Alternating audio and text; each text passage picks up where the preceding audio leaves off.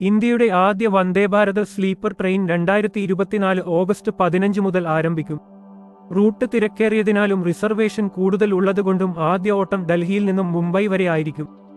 Indian tech and infra Twitter ഹാൻഡിലിലൂടെയാണ് വിവരം പുറത്തുവിട്ടത്. തുടക്കത്തിൽ 130 km/hലാണ് ട്രെയിൻ ഓടുക. പിന്നീട് ഇത് വർദ്ധിച്ച് 160 മുതൽ 220 km/h വരെ ഓടാൻ തുടങ്ങും.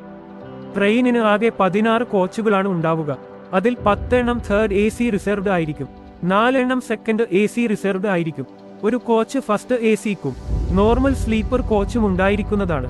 വന്ദേ ഭാരതിന്റെ ചെയർ കാർ മോഡലുകൾ രാജ്യത്തെ 39 റൂട്ടുകളിലായി നിലവിൽ സർവീസ് നടത്തുന്നുണ്ട്. ഈ വർഷം ആഗസ്റ്റ്, സെപ്റ്റംബർ മാസങ്ങളിൽ കൂടുതൽ സ്ലീപ്പർ ട്രെയിനുകളുടെ നിർമ്മാണം റെയിൽവേ ആരംഭിച്ചേക്കും. പ്രത്യേകമായ ലൈറ്റിംഗ് സംവിധാനങ്ങൾ ഉൾപ്പെടുന്ന ട്രെയിൻ ഭാരത് എർത്ത് മൂവേഴ്സ് ലിമിറ്റഡും ഇന്റഗ്രൽ കോച്ച് ഫാക്ടറിയും ചേർന്നാണ് നിർമ്മിക്കുന്നത്. വന്ദേ ഭാരത് ട്രെയിനുകളുടെ വിജയത്തിനു പിന്നാലെ വന്ദേ ഭാരത് സ്ലീപ്പർ ട്രെയിനുകളുടെ വരവിനായി കാത്തിരിക്കുകയാണ് യാത്രക്കാർ. വേഗത്തിനൊപ്പം യാത്രക്കാർക്ക് മികച്ച അനുഭവവും നൽകുന്നതാകും വന്ദേ ഭാരത് സ്ലീപ്പർ ട്രെയിനുകൾ.